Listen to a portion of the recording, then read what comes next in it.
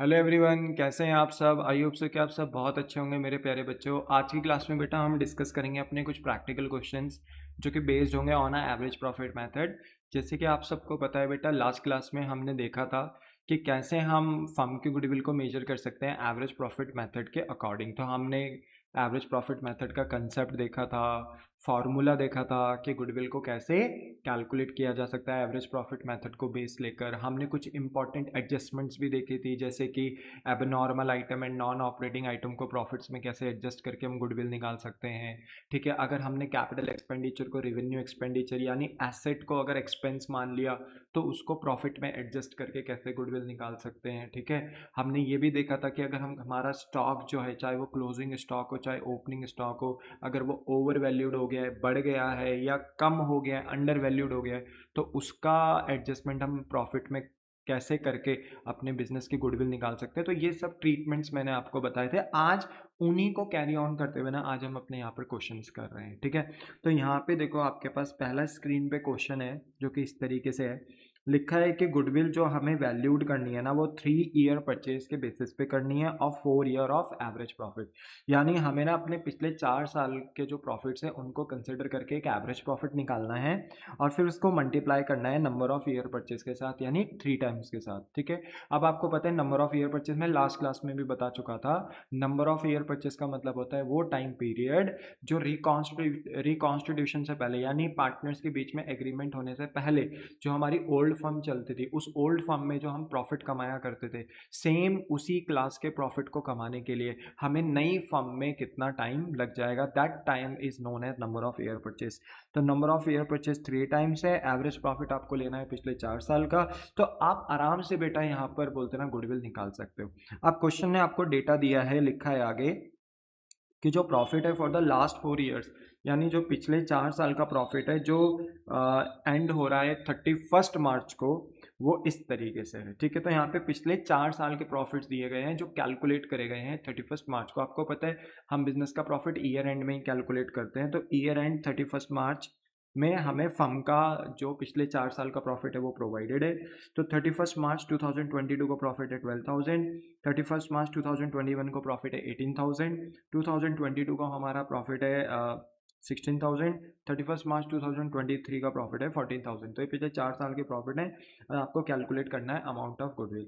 तो देखो मैंने आपको ना लास्ट क्लास में स्टेप्स बताए थे कि पहले ये देखो कि आपको अपने पास्ट ईयर्स के प्रॉफिट्स में कोई एडजस्टमेंट तो नहीं करनी। तो यहाँ पे देखो हमारे पास जो क्वेश्चन दिया गया है ना, इस प्रॉफिट पे कोई कमेंट नहीं किया गया है। ऐसा कुछ भी नहीं बोला हुआ कि इस प्रॉफिट के अंदर एबनॉर्मल या नॉन ऑपरेटिंग आइटम्स का एडजस्टमेंट करना है, या हमने अपने किसी एसेट को एक्सपेंस यानी कैपिटल एक्सपेंडिचर को रेवेन्यू एक्सपेंडिचर मान लिया हो, या कहीं भी ये कमेंट पास नहीं करा गया है कि over valuation and under valuation हो गया है of opening and closing stock. कोई बात ऐसी नहीं लिखी हुई है।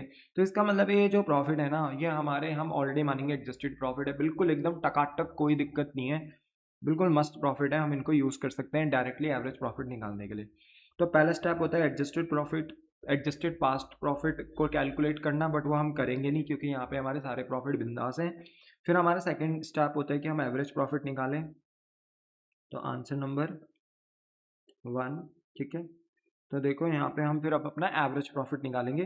तो सबसे पहले ना देखो हम एग्जामिनर को बोल देंगे यहाँ पे कि हम कैलकुलेशन कर रहे हैं गुडविल। ठीक है, आप सबको पता होना चाहिए, हमने लास्ट क्लास में ये बात देखी भी थी, बताई भी थी मैंने आपको, कि हम यहाँ पर जो गुडविल मेजर करते हैं, जो कैलकुलेट करते हैं, वो फर्म की गुडविल ही करते हैं, यानी सेल्फ जनरेटेड गुडविल। क्योंकि गुडविल दो तरीके की होती है, सेल्फ जनरेटेड और परचेज गुडविल। तो सेल्फ जनरेटेड बिजनेस की अपनी खुद की गुडविल है जो खुद के एफर्ट से हमने जनरेट करी है।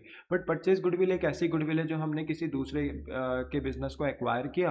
तो हायर अमाउंट पे जब हम किसी बिजनेस को एक्वायर करते हैं, खरीदते हैं, तो वहाँ पे जो भी हम एक्स्ट्रा अमाउंट पे कर रहे हैं दूसरे के बिजनेस को एक्वायर करने के लिए, उसे हम परचेज गुडविल कह देते हैं। अब परचेज गुडविल के लिए ना कैलकुलेशन की नीड नहीं होती है बेटा, क्योंकि वो गुडविल हमें पता चल जाती है जब हम किसी का बिजनेस हायर प्राइसेस में खरीदते हैं। तो वहाँ पे कोई स्पेशल कैलकुलेशन की नीड नहीं है। बट अपनी फर्म की गुडविल को कैलकुलेट करना थोड़ा डिफिकल्ट टास्क होता है। इसलिए यहाँ पे जो हमारे पास मेथड्स हैं, चाहे वो अभी जो प्रेजेंट में चल रहा है एवरेज प्रॉफिट मेथड हो, चाहे जो इसके बाद है नेक्स्ट मेथड वेटेड एवरेज, या इसके बाद जो मेथड चलेगा सुपर प्रॉफिट मेथड या कैपिटलाइजेशन मेथड, ये सब फर्म की गुडविल को ही मेजर करने के लिए यूज़ किए जाते हैं। तो याद रखना, जो आप गुडविल यहाँ निकाल रहे हैं वो कौन सी गुडविल है, फर्म की गुडविल। यानी कहीं ना कहीं वो कौन सी गुडविल है, सेल्फ जेनरेटेड गुडविल है। कौन सी गुडविल है, सेल्फ जेनरेटेड गुडविल। ठीक है, चलो आगे चलें अब हम। हाँ सर आगे चलते हैं। तो आप गुडविल मेजर कर रहे हैं बट कौन से मेथड से, एवरेज प्रॉफिट मेथड से। ठीक है, ठीक है सर। अब आगे चलते हैं। देखो आपको सबसे पहले पास्ट ईयर के एडजस्टेड प्रॉफिट्स निकालने थे, बट वो तो आप निकालोगे नहीं क्योंकि जितने भी ईयर्स के पास्ट ईयर्स के प्रॉफिट हैं वो सब बिंदास हैं, तो कोई दिक्कत नहीं है। तो यहाँ पे आपका ना सबसे पहला टास्क जो हो जाएगा वो हो जाएगा एवरेज प्रॉफिट निकालने का। तो एवरेज प्रॉफिट अब हम यहाँ निकालेंगे। ठीक है, तो एवरेज प्रॉफिट का फॉर्मूला हम लिख देंगे टोटल प्रॉफिट, ठीक है, divided by total number of year. ठीक है, अब ये बताओ आपके पास टोटल प्रॉफिट्स कितने हैं। तो सारे प्रॉफिट्स को ऐड करेंगे, 12, 18, 16, 14, 12,000, 18,000, 16,000 एंड 14,000, इन सबको ऐड करेंगे। ठीक है, 12, 18, 16, 14, तो हमने सारे प्रॉफिट्स को देखो प्लस कर दिया। ठीक है, और इसको हम डिवाइड कर देंगे नंबर ऑफ ईयर से, टोटल नंबर ऑफ ईयर से। तो बताओ टोटल नंबर ऑफ ईयर कितने हैं, ये 4 से डिवाइड करेंगे। ठीक है, अब देखो इन सब का टोटल करेंगे ना तो ये 60,000 आएगा। 60,000 डिवाइडेड बाय 4 करेंगे तो इसको फर्दर सॉल्व करके पता है कितना आएगा, 15,000। ठीक है, 15,000। तो ये 15,000 का ना हमारा क्या आ गया बेटा, एवरेज प्रॉफिट आ गया। और जैसे ही हमारा एवरेज प्रॉफिट आया ना तो अब हम अपना नेक्स्ट स्टेप में गुडविल निकाल देंगे। ठीक है, अच्छा बताओ गुडविल निकालने का फॉर्मूला क्या होगा। यहाँ पे गुडविल निकालने का फॉर्मूला होगा एवरेज प्रॉफिट, क्योंकि एवरेज प्रॉफिट मेथड है। तो यहाँ हम एवरेज प्रॉफिट को बेस लेंगे और इसमें मल्टीप्लाई कर देंगे नंबर ऑफ ईयर परचेज। ठीक है, नंबर ऑफ ईयर परचेज। तो देखो इतना सिंपल है बेटा। अच्छा ये बताओ एवरेज प्रॉफिट आपने कितना निकाला, अभी ऊपर निकाला ना 15,000, तो इसको यहाँ कॉपी पेस्ट कर देंगे। नंबर ऑफ ईयर परचेज कितना टाइम है, 3 टाइम्स। तो दे रखा था ना क्वेश्चन में 3 टाइम्स कि goodwill is to be valued at 3 year purchase, तो दे रखा है। तो हमें यहाँ पर 3 से मल्टीप्लाई कर देना है। तो 15 3 जा कितना हो जाएगा, ये 45। तो देखो आराम से आ गया ना फर्म का गुडविल। यस, तो देखो ये बहुत ईजी होता है, आराम से आप कर सकते हो।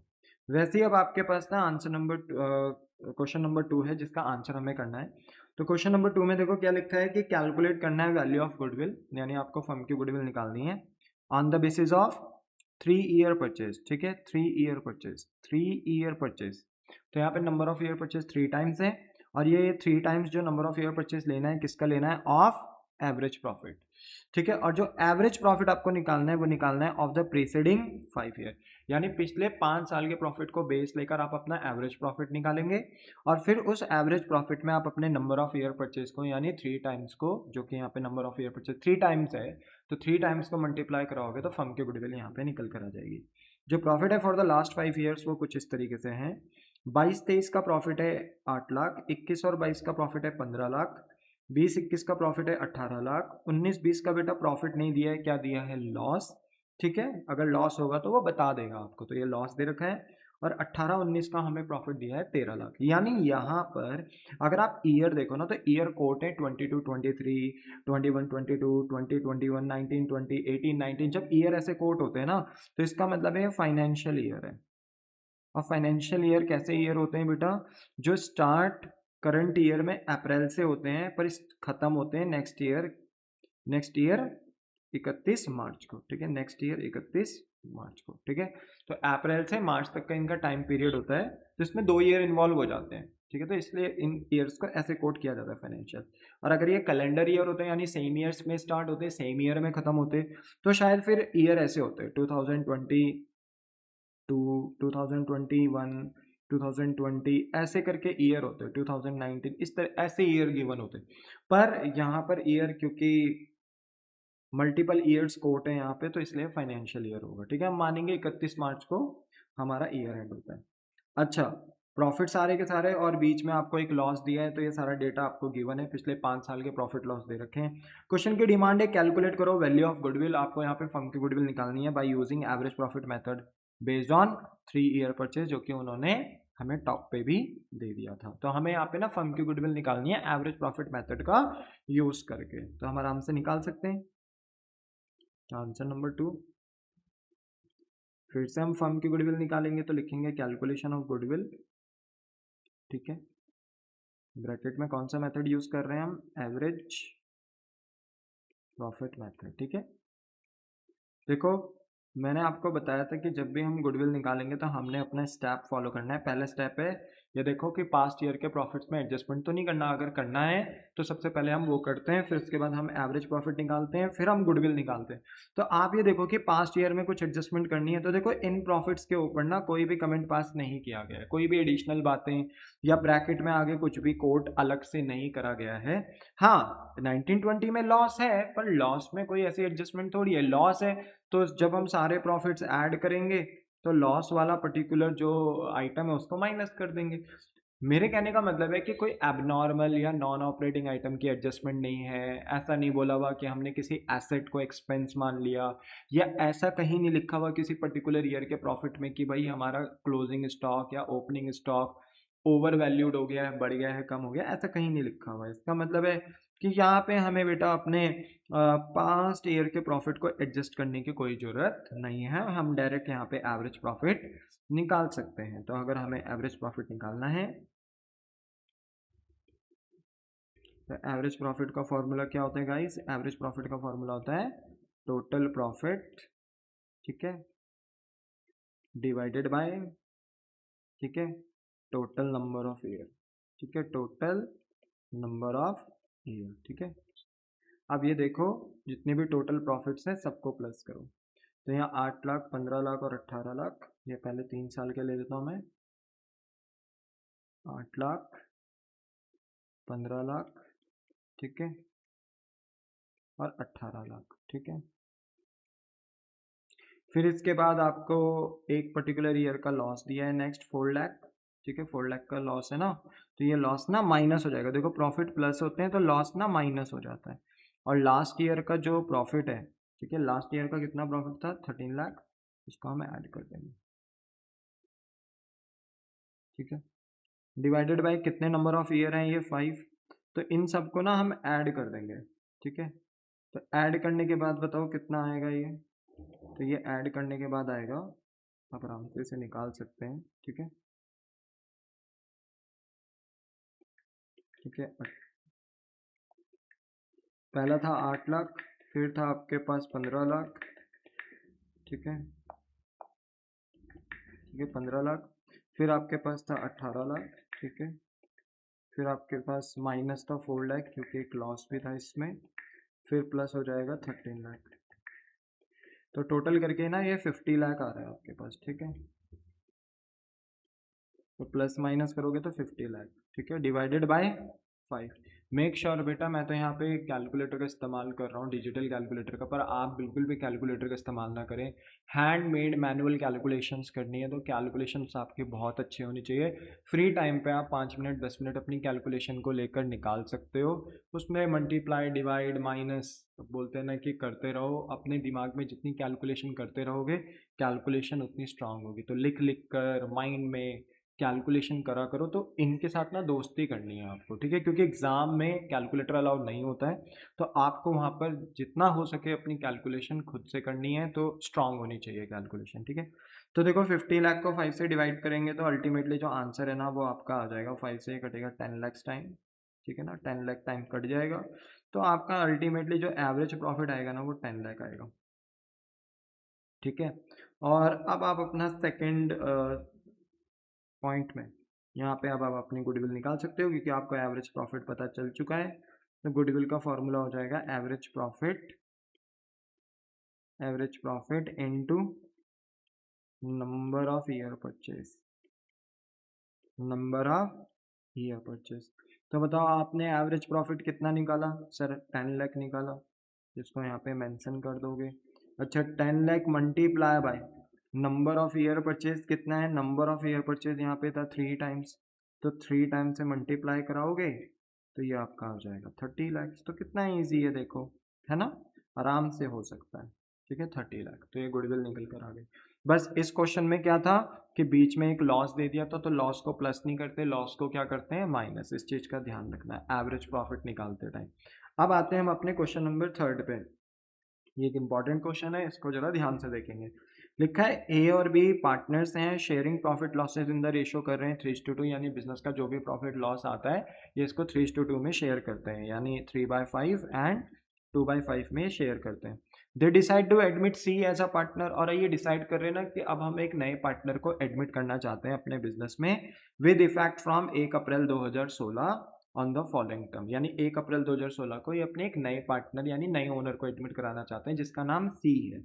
और सी क्योंकि एक नए ओनर की तरह बिजनेस में आ रहा है तो नो डाउट उसको भी प्रॉफिट में हिस्सा मिलेगा, तो उसका जो हिस्सा है, सी का जो हिस्सा है बिजनेस में, वो 2/5 शेयर ऑफ द प्रॉफिट है, यानी प्रॉफिट का 2/5 शेयर किसको मिलेगा, सी को मिलेगा। फिर यहाँ पे लिखा है the goodwill of the firm. अब ऑब्वियस सी बात है, आपको ये मैंने लास्ट क्लास में भी बताया था कि हम ना फर्म की गुडविल एनी टाइम कैलकुलेट नहीं करते रहते हैं, जब कुछ स्पेशल ओकेजन यानी रिकॉन्स्टिट्यूशन होता है तब हम यहाँ पर बोलते हैं ना गुडविल वैल्यू करते हैं, यानी जब भी पार्टनर्स के बीच में एग्रीमेंट चेंज होता है तब हम फर्म की गुडविल को मेजर करते हैं। तो यहाँ पे ना हमें हमारा नया पार्टनर एडमिट हो रहा है, तो नो डाउट अगर हमारा नया पार्टनर एडमिट हो रहा है तो जिस दिन होगा यानी 1 अप्रैल 2016 को, दैट्स इट, हमारे फर्म में रिकॉन्स्टिट्यूशन होगा, एग्रीमेंट चेंज होगा, तो हम अपने फर्म की गुडविल को वैल्यू करेंगे। तो यहाँ पे वही बात लिखी हुई है कि the goodwill of the firm B valued eight 2 year purchase. ठीक है, तो हमारा जो यहाँ पे जो फर्म का गुडविल वैल्यू हो रहा है सीज के एडमिशन के दौरान, वो हो रहा है 2 ईयर परचेज, यानी हमारा नंबर ऑफ ईयर परचेज कितना है, 2 ईयर परचेज, जो कि हमें लेना है 3 ईयर्स नॉर्मल एवरेज प्रॉफिट का, यानी हमें अपने पिछले 3 साल का एक नॉर्मल एवरेज प्रॉफिट निकालना है। ठीक है, और उसको कंसिडर करके हमें अपने फर्म की गुडविल निकाल देनी है। तो अपने एवरेज प्रॉफिट को पहले कैलकुलेट करेंगे, ठीक है, जो कि 3 ईयर्स के प्रॉफिट को बेस लेकर निकाला जाएगा एवरेज प्रॉफिट, और फिर उसको हमें मल्टीप्लाई करना है नंबर ऑफ ईयर परचेज के साथ जो कि 2 टाइम्स है।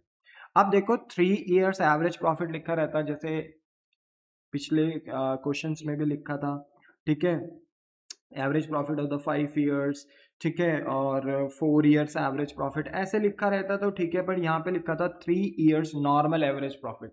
तो नॉर्मल क्यों लिख दिया, सोचो, कुछ तो बात होगी। इसका मतलब है यहाँ पर जो प्रॉफिट्स आपको दिए गए हैं ना वो नॉर्मल नहीं है, उनमें कुछ ना कुछ एडजस्टमेंट्स करनी होंगी, कुछ तो दिक्कत होगी।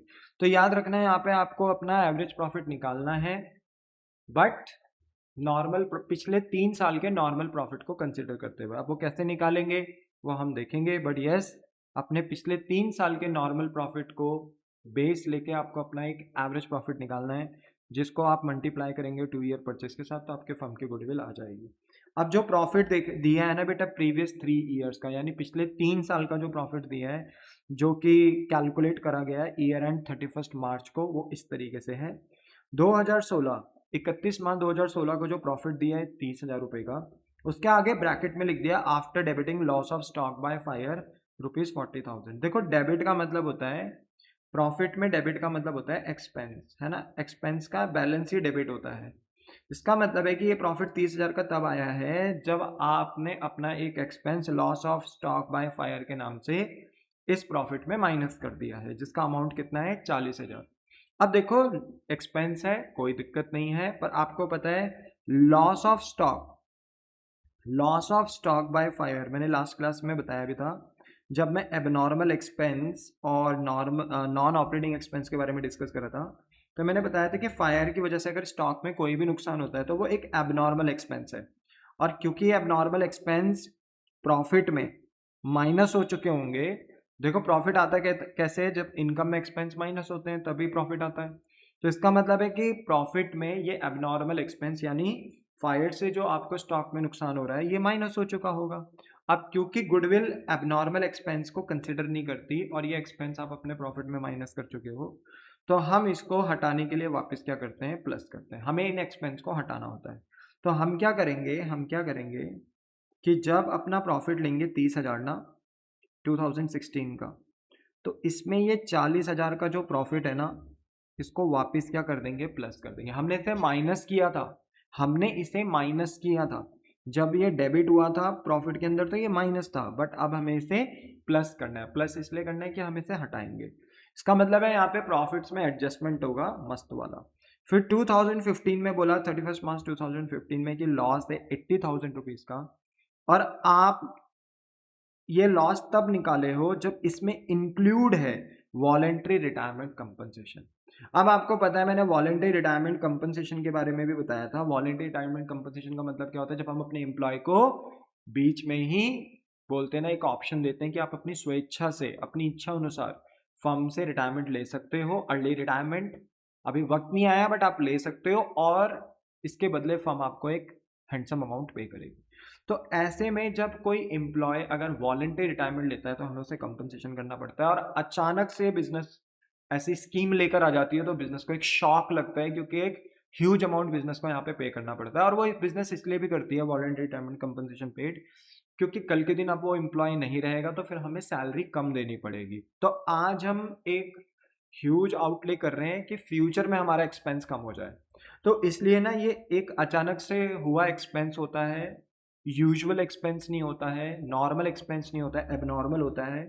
तो ये ना पहले क्या हुआ होगा, इस लॉस में माइनस हो गया होगा, वॉलेंट्री रिटायरमेंट कंपनसेशन क्या हो चुका होगा, माइनस हो चुका होगा। ठीक है, अब हमें अगर इसका ट्रीटमेंट करना है तो हम इसको वापस क्या करेंगे, प्लस करेंगे। क्या करेंगे, प्लस करेंगे, हटाने के लिए प्लस करेंगे। ठीक है, तो याद रखो loss of stock by fire भी बोलते हैं ना, अनएक्सपेक्टेडली अचानक से हो गया। ठीक है, तो ये एबनॉर्मल एक्सपेंस है।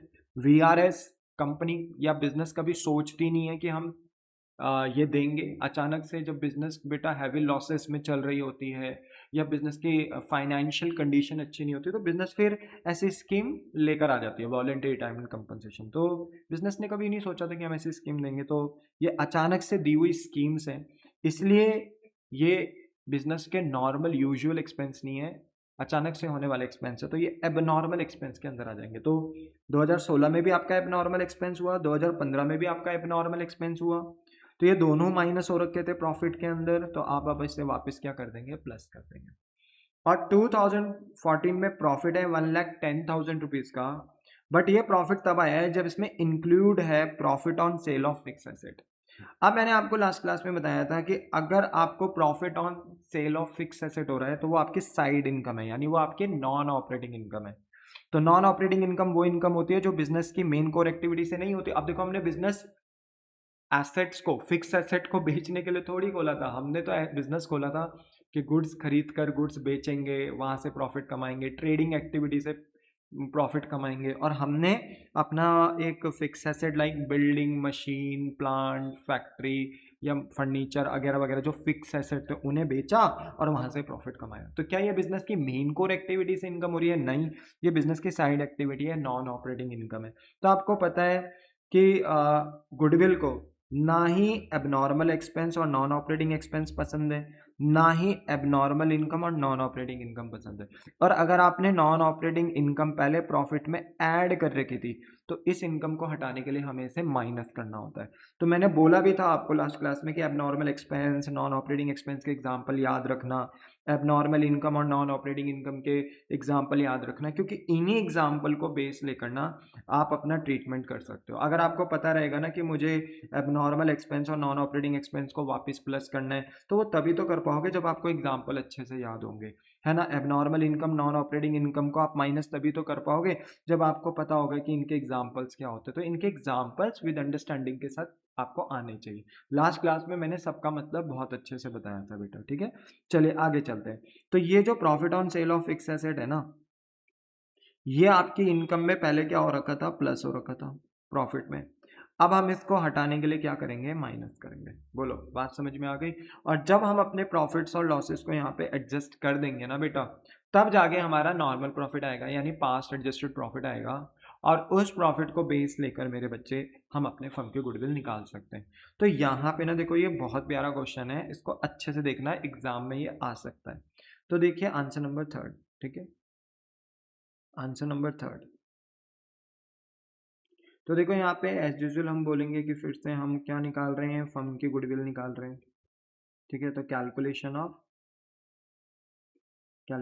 ऑफ फर्म गुडविल, या कैलकुलेशन ऑफ गुडविल भी लिख सकते हो।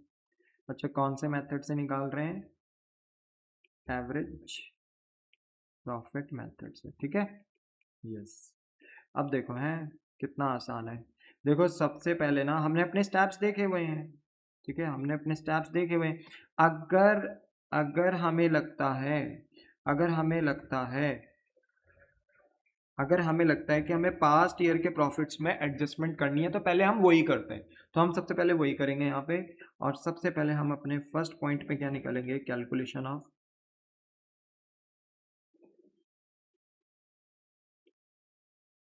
पास्ट एडजस्टेड प्रॉफिट, या आप इनको एक्चुअल प्रॉफिट भी कह सकते हो अपनी नॉर्मल भाषा में, यहाँ में एक्चुअल प्रॉफिट निकाल रहे हैं, ठीक है। तो यहाँ पे इसको निकालने का सबसे अच्छा तरीका है कि आप एक प्यारा सा परफॉर्मा बना दो, ठीक है, लाइक दिस, ठीक है। इसमें 3 ईयर्स हैं तो 3 ईयर्स का डेटा बना दो, यानी कॉलम क्रिएट कर दो, 3 कॉलम क्रिएट कर दो, ठीक है। अच्छा, जो पहला कॉलम है वो पर्टिकुलर का हो जाएगा, बाकी 3 कॉलम्स आपके ईयर्स के हो जाएंगे जो प्रॉफिट्स आपको दिए हैं 2016, 15 एंड 14। तो 2016, 2015 एंड 2014 साइड में कोट कर दो। सारा डेटा किस में है, रुपीज़ में है। अब आपको यहाँ पे देखो प्रॉफिट दिया है, लॉस दिया है और प्रॉफिट दिया है, ठीक है, 30, 80 एंड 110। तो आप एक काम करो, यहाँ पे प्रॉफिट और लॉस लिख दो। तो 2016 का ना आपके पास जो प्रॉफिट था वो 30,000 था। 2015 का आपको लॉस दिया, तो लॉस को ना हम ब्रैकेट में लिख देंगे जिससे कि ये समझ में आए नेगेटिव फिगर है। नेगेटिव फिगर मतलब ब्रैकेट, तो 80,000 अगर ब्रैकेट में लिखा है तो माइनस का है। और 1,10,000 आपका पॉजिटिव का है, तो ये प्रॉफिट था, तो ये 1,10,000 आ जाएगा। अब सबसे पहले ना हम इसमें एडजस्टमेंट करेंगे किसकी, loss of stock by fire की। तो एबनॉर्मल एक्सपेंस है, पहले माइनस था प्रॉफिट में, अब ये प्लस हो जाएगा। तो हम इसको क्या करेंगे, लिखेंगे loss of stock by fire, ठीक है। तो याद रखना, मैं यहाँ पे बस आपके अंडरस्टैंडिंग के लिए लिख रहा हूँ, ये एक एबनॉर्मल लॉस था, ठीक है। पहले माइनस था, ठीक है, पहले क्या था ये माइनस, तो अब हम इसको क्या कर रहे हैं, अब हम इसको प्लस कर रहे हैं, ठीक है। यस, तो loss of stock by fire, तो कितना था ये था आपके पास 40,000 का, तो हम इसको ऐड कर देंगे, ठीक है। वैसे ही हमारे पास सेकंड जो आइटम दिया था 2015 का, हमें लॉस दिया था 80,000 का, पर ये तब आया है जब इसमें वॉलंटरी रिटायरमेंट कंपनसेशन भी लेस हो रखा है। तो वॉलंटरी रिटायरमेंट कंपनसेशन 1,10,000 का था, एबनॉर्मल लॉस है ये भी, ठीक है। तो वॉलंटरी रिटायरमेंट, ठीक है, कंपनसेशन, ठीक है। तो ये 2015 से रिलेट करता है ना ये डेटा, तो 2015 में ही इम्पैक्ट देंगे। तो हम इसको पहले माइनस करे थे एज एब नॉर्मल लॉस, अब हम इसको वापस ऐड कर देंगे। तो याद रखना इसको भी हमने याद रखना एबनॉर्मल लॉस मानना है, क्योंकि एबनॉर्मल लॉस है, ये पहले माइनस हुआ होगा बट अब प्लस हो रहा है, ठीक है। अब इसके बाद हमारा नेक्स्ट है लास्ट ईयर का प्रॉफिट। तो लास्ट ईयर का जो है 2014, तो प्रॉफिट दिया है 1,10,000, पर ये तब आया है जब इसमें sale of fix asset included है। अब सेल ऑन फिक्स एसेट से अगर प्रॉफिट हो रहा है 30,000 का और वो इसके अंदर इंक्लूडेड है, तो याद रखना ये आपकी नॉन ऑपरेटिंग इनकम होता है। देखो हम बिजनेस चला रहे हैं तो हो सकता है कि साल 2 साल 3 साल में हम अपना एसेट बेच दें, नॉर्मल है ये, पुराना होने पे बेच दें, पर ये हमारे बिजनेस की मेन सोर्स ऑफ एक्टिविटी से होने वाली इनकम नहीं है, मेन कोर एक्टिविटी से होने वाली इनकम नहीं है, इसलिए हम ये नॉन ऑपरेटिंग इनकम इसको कंसिडर करते हैं। और नॉन ऑपरेटिंग इनकम क्योंकि प्रॉफिट में ऐड हुई होगी तो हम इसको हटाने के लिए माइनस करते हैं, क्योंकि गुडविल इनको कंसिडर नहीं करती, एबनॉर्मल और नॉन ऑपरेटिंग आइटम को कंसिडर नहीं करती, चाहे वो एक्सपेंस नेचर के हो चाहे वो इनकम नेचर के हो, कंसिडर ही नहीं करती। तो नॉन ऑपरेटिंग इनकम ये पहले प्लस था, हम इसको माइनस करेंगे, तो profit on sale of fix asset, ठीक है। लास्ट ईयर में इसका ट्रीटमेंट होगा कितना है, 1,10,000, ठीक है। तो सॉरी 1,10,000 नहीं, कितना था 30,000, ठीक है, 30,000, तो ये हो गया, ठीक है। तो इसको हम माइनस कर रहे हैं तो इसको हम ब्रैकेट में लिख देंगे। बाकी हम इसको माइनस क्यों कर रहे हैं, तो रीज़न में लिख रहा हूँ बिकॉज ये नॉन ऑपरेटिंग इनकम है, ठीक है। ये पहले प्लस हो रखा था प्रॉफिट में, बट अब इसको माइनस कर रहे हैं। अब जाके आपका आएगा एडजस्टेड प्रॉफिट, या you can say actual profit, ठीक है। तो आप चाहे इसे पास्ट एडजस्टेड प्रॉफिट बोलें या आप इसे एक्चुअल प्रॉफिट बोलें, बात एक ही है, ठीक है। तो ये आ जाएगा कितना, देखो 30 में 40,000 ऐड करोगे तो 70। याद रखना 2015 का लॉस था 80,000 का, इसमें ऐड करेंगे दोबारा से VRS, तो 80,000 में 1,10,000 ऐड करोगे तो कितना आएगा, ये 30,000। और 1,10,000 का प्रॉफिट था 2014 का, इसमें माइनस करोगे 30,000 तो ये 80,000 आएगा। बोलो क्लियर है? The answer is yes. अब देखो एक बार आपने अपना पास्ट एडजस्टेड प्रॉफिट यानी एक्चुअल प्रॉफिट निकाल लिया, तो अब आप, ठीक है, अब आप अपना सेकंड पॉइंट में कैलकुलेट कर सकते हो एवरेज प्रॉफिट, ठीक है। तो आइए एवरेज प्रॉफिट निकालेंगे सेकंड पॉइंट में। तो कैलकुलेशन ऑफ एवरेज प्रॉफिट, ठीक है। जो सिंपल लिख दूं कि हम क्या निकाल रहे हैं, एवरेज प्रॉफिट। तो अगर हमें एवरेज प्रॉफिट निकालना है तो एवरेज प्रॉफिट का फॉर्मूला क्या होता है, देखो total profit divided by total number of year, ठीक है। अब ये देखो आपके पास 3 ईयर्स के प्रॉफिट्स थे ना, 70, 30 एंड 80, तो इसे हम कॉपी करेंगे,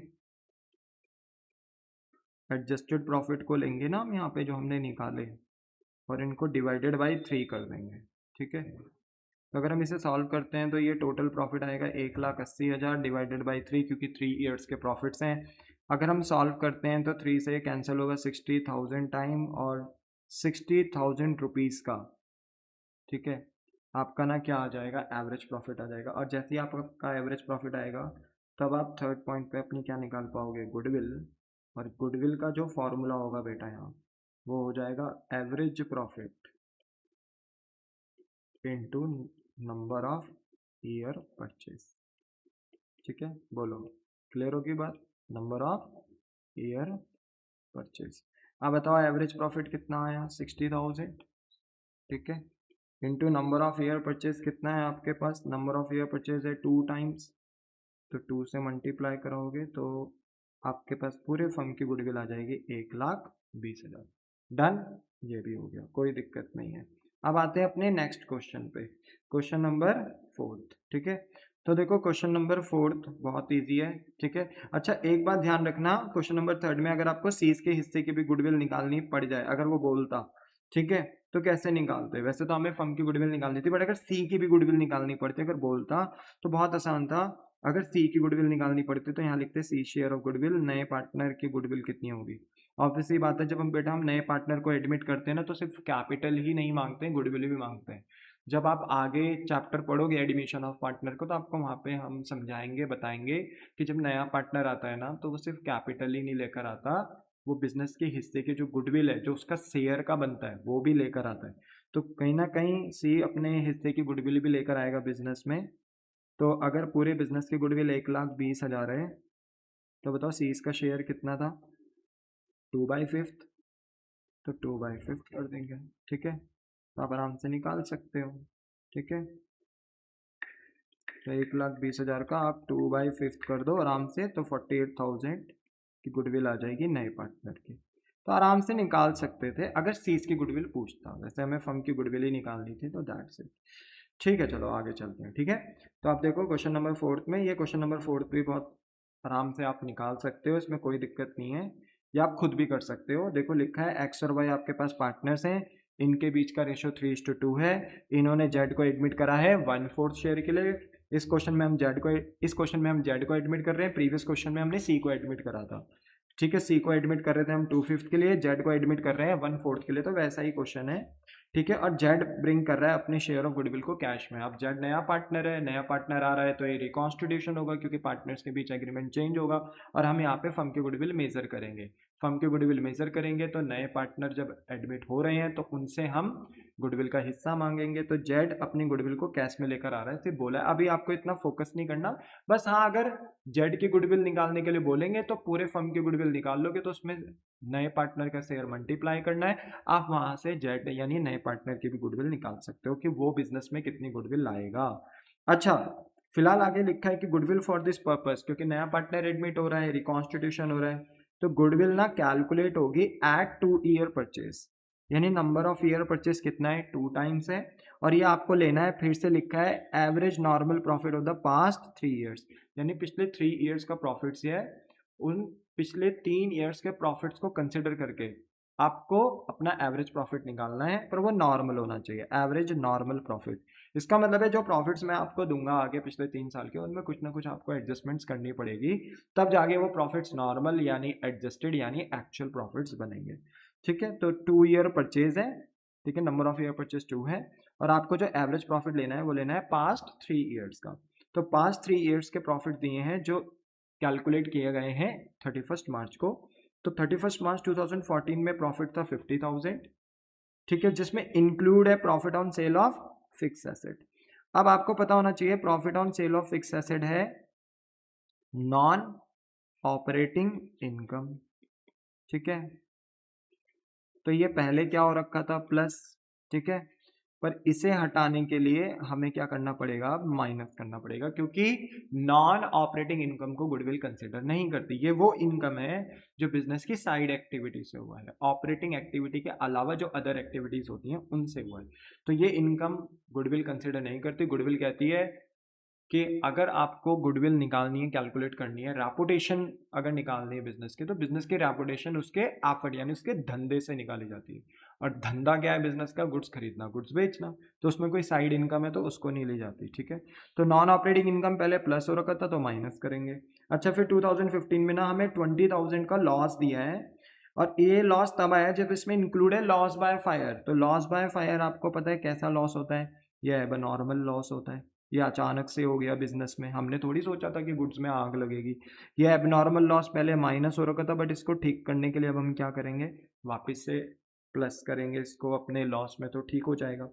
2016 में हमें 70,000 का प्रॉफिट दिया है, पर ये तब आया है जब हमें इंश्योरेंस क्लेम मिला है 18,000 का। अब आपको पता है इंश्योरेंस क्लेम हमें मिलता है तब जैसे कि हमने कोई एबनॉर्मल एक्सपेंस का इंश्योरेंस लिया होता है, तब हमें बोलते हैं ना इंश्योरेंस क्लेम मिलता है।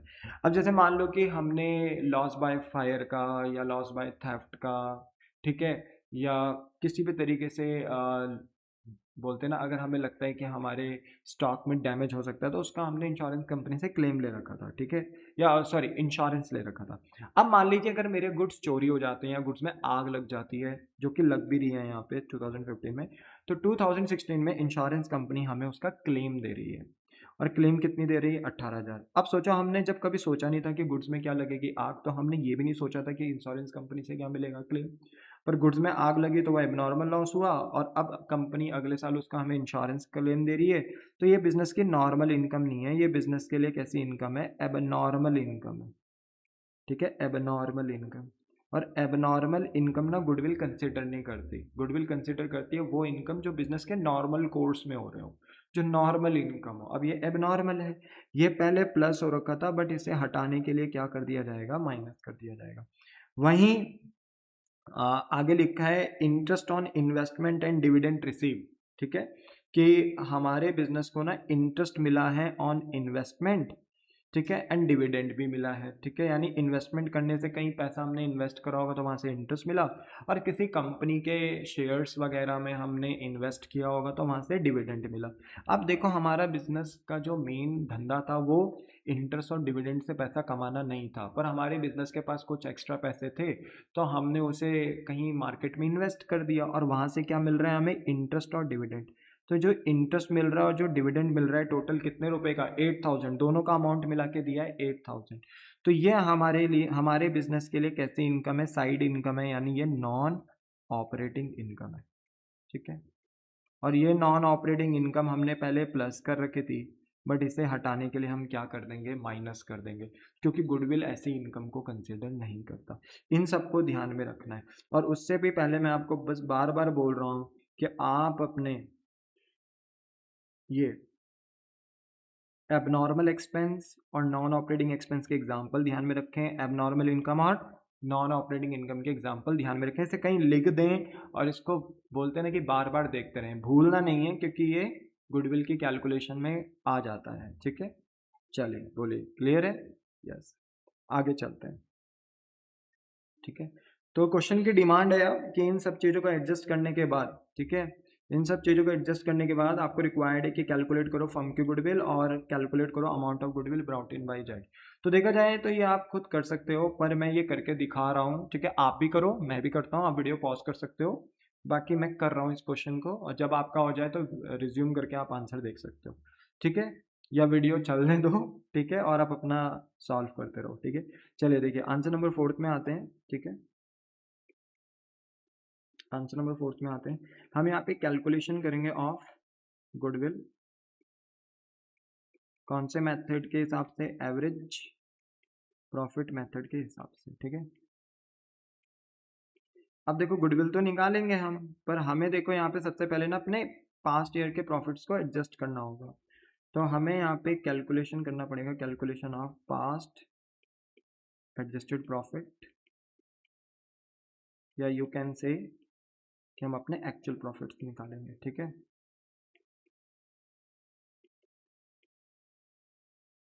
इसको निकालने के लिए हम एक छोटा सा टेबल ड्रॉ कर देंगे।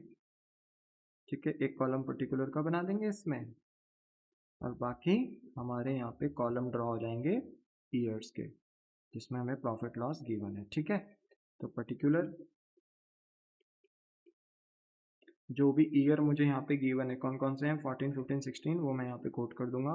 2014, 2015, 2016, सारा डेटा किसमें है, इन रुपीस। ठीक है, और यहाँ पे मैं कोट करूँगा अपने प्रॉफिट और लॉसेस। ठीक है, चलो अब देखो, मुझे प्रॉफिट है 50,000 दिया है फॉर 2014 का, 50,000 लिख दूंगा। फिर मेरे पास 2015 का लॉस है 20,000, तो इसको मैं ब्रैकेट में लिख दूंगा, जिससे ये अलग लगेगा, मतलब ये लॉस है। ठीक है, माइनस में। फिर उसके बाद 2016 में हमें प्रॉफिट दिया है 70,000 का, तो हमने इसे काउंट कर दिया। अब सबसे पहले हम एडजस्ट करेंगे 2014 का प्रॉफिट, लिखा है profit on sale of fix asset हुआ है इसमें 5,000 का, यानी एक इनकम ऐसी भी इंक्लूड है इस 50,000 के अंदर जो हमें अराइज हो रही है अपने सेल ऑफ एसेट को बेच के, यानी नॉन ऑपरेटिंग इनकम है, पहले प्लस थी बट अब माइनस करेंगे, तो माइनस कर देंगे, लिखेंगे profit on sale of fix asset. ठीक है, ये नॉन ऑपरेटिंग इनकम है, पहले प्लस थी अब माइनस कर रहे हैं। ठीक है, कितना, 5,000, तो ये माइनस कर देंगे। ठीक है, फिर इसके बाद नेक्स्ट है हमारे पास 20,000 का लॉस है 2015 में, ये तब आया है जब इसमें इंक्लूड है लॉस बाय फायर 30,000। आपको पता है जब हमारे कोई भी गुड्स या कोई भी डैमेज हमें लॉस बाय फायर से होता है, तो ये किसी का प्लान नहीं होता है, पहले से सोचा हुआ नहीं होता है, अचानक हो जाता है, ये एबनॉर्मल लॉस है, ये पहले माइनस हो रखा था, अब हम इसे प्लस कर देंगे, तो प्लस करेंगे लॉस बाय फायर। ठीक है, पहले कितना था, ये पहले था आपका 30,000, ये माइनस हो रखा था, बट अब हम इसे प्लस कर देंगे। इसका लेना देना किससे है, 2015 से, तो 2015 में ये प्लस हो जाएगा।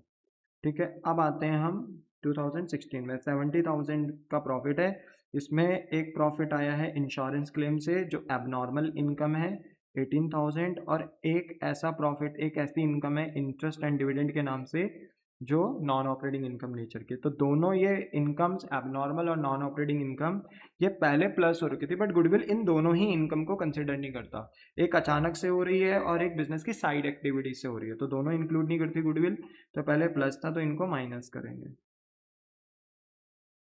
तो माइनस करेंगे हम इंश्योरेंस क्लेम सबसे पहले। ठीक है, इंश्योरेंस क्लेम, और दूसरी इनकम है interest and dividend received.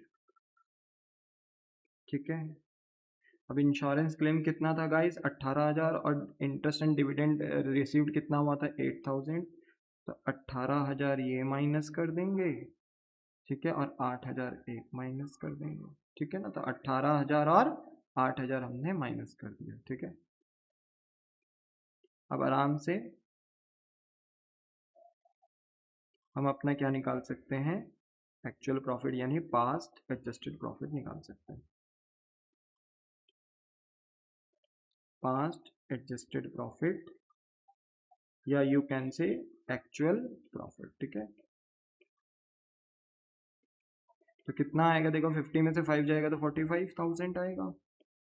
20,000 negative का है, नेगेटिव में 30,000 प्लस करोगे तो पॉजिटिव का कितना बचेगा, 10,000 ही तो बचेगा ना भाई। देखो 20,000 नेगेटिव का है, 30,000 पॉजिटिव का है, सिंपल मैथ्स है। आप 30 में से 20 लेस कर दोगे तो 30,000 ग्रेटर साइड पे, पॉजिटिव का अमाउंट ज़्यादा है, तो 10,000 पॉजिटिव का बचेगा। 70 में से आप टोटल 26,000 लेस करोगे तो कर सकते हो आराम से, है ना। माइनस 18,000 एक बार माइनस कर दो, 8,000 एक बार माइनस कर दो, तो 44,000 आ गया। देखो कितना ईजी है, ठीक है। अब आपके पास अपने एक्चुअल प्रॉफिट्स आ गए, तो सेकंड पॉइंट में आप अपना आराम से बैठ के क्या निकाल सकते हो, एवरेज प्रॉफिट निकाल सकते हो। अच्छा, एवरेज प्रॉफिट का फॉर्मूला क्या है, टोटल प्रॉफिट है जितने भी उनको कंसीडर करो और उतने ही टोटल नंबर ऑफ ईयर से उन्हें डिवाइड कर दो, ठीक है। तो ये बताओ कि पिछले 3 साल के जो प्रॉफिट्स हैं वो कितने हैं, 45,000 प्लस 10,000 प्लस 44,000 डिवाइडेड बाय 3, ठीक है। और पिछले 3 साल के प्रॉफिट्स को अगर हम ऐड करते हैं मेरे बच्चे, तो एक तो 44 तो है ही, और 10,000 45, ठीक है। तो टोटल 99,000 का आपका टोटल प्रॉफिट आ गया। इसको डिवाइडेड बाय 3 करेंगे तो आपका ना एवरेज प्रॉफिट आ जाएगा, 3 से कैंसिल होगा 33 टाइम्स, तो आपका 33,000 का क्या आ जाएगा, एवरेज प्रॉफिट आ जाएगा। और अब आप आराम से अपनी क्या निकाल सकते हैं, गुडविल निकाल सकते हैं। तो थर्ड पॉइंट पे आपकी फर्म गुडविल निकल जाएगी। आप कहोगे अगर मेरे बिजनेस का एडजस्टेड प्रॉफिट करने के बाद अगर एवरेज प्रॉफिट आ रहा है 33,000, ठीक है, यानी average profit into number of year purchase,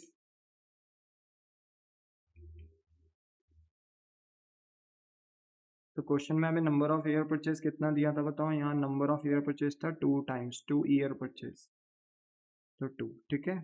तो बताओ एवरेज प्रॉफिट आपने अभी अभी कितना निकाला, 33,000, 33,000 इंटू 2 करोगे तो ये 66,000 आ गया, ठीक है। तो आ गई ना फर्म की गुडविल, कोई दिक्कत नहीं, बिंदास तरीके से ये भी निकल आया, ठीक है। अब आते हैं अपने नेक्स्ट क्वेश्चन की तरफ। आंसर नंबर 4 भी हो गया। अब आंसर नंबर 5 देखो, आंसर नंबर 5 में लिखा है कि एबीसी आपके पास पार्टनर है, इनके बीच का प्रॉफिट शेयरिंग रेशियो इक्वल है, they agree to admit D, और ये डी को एडमिट कर रहे हैं for an equal share. Equal share का मतलब है अगर तीनों का शेयर 1:1:1 था एबीसी का, तो डी जब चौथा पार्टनर आएगा तो इसका भी रेशियो इक्वल होगा, यानी 1 टाइम इससे भी मिलेगा, तो टोटल जो शेयर होगा डी का वो हो जाएगा 1/4। पहले था इनका 1/3 1/3 1/3, अब एक पार्टनर और बढ़ गया तो 1/4 हो जाएगा डी का शेयर, इक्वल शेयर, तो डी का 1/4 शेयर हो जाएगा, ठीक है। For this purpose the value of goodwill, अब क्योंकि नया पार्टनर आ रहा है रिकॉन्स्टिट्यूशन होगा, एग्रीमेंट चेंज होगा, क्योंकि अब पहले एबीसी थे अब एबीसीडी हो जाएंगे, तो इस पर्पज के लिए रिकॉन्स्टिट्यूशन पर्पज के लिए हमें अपनी फर्म की गुडविल को मेजर करना होगा।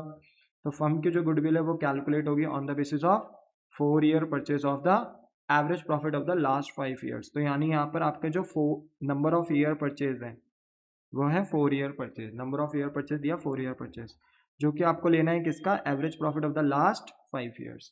तो नो डाउट आपको पिछले 5 साल के एवरेज प्रॉफिट्स, पिछले 5 साल के प्रॉफिट्स को बेस लेकर एवरेज प्रॉफिट निकालना है, और उस एवरेज प्रॉफिट में आपको नंबर ऑफ ईयर परचेज यानी 4 टाइम से मल्टीप्लाई करना है, तो आपके पास क्या निकल कर आ जाएगी, गुडविल निकल कर आ जाएगी।